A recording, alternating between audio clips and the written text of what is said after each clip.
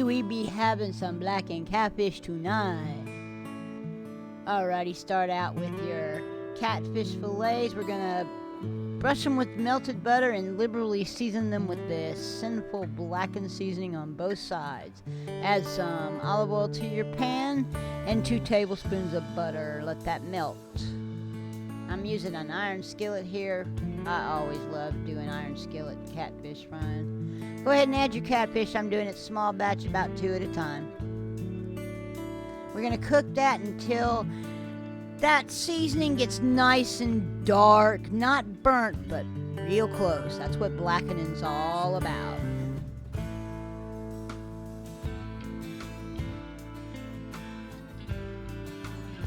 Now I'm going to add a little bit more of that seasoning over the top after I've turned it over. We're going to temp it to 145 degrees internal temperature, and once it hits there, it's done. Going to pull that out. We're going to spoon some of that wonderful flavored butter over the top and serve it over rice with a wedge of lemon. And there it is, blackened catfish, y'all. Doesn't get any better. Have a link to a printable recipe in the video description, so check that out. But I'm going to show you the recipe anyway.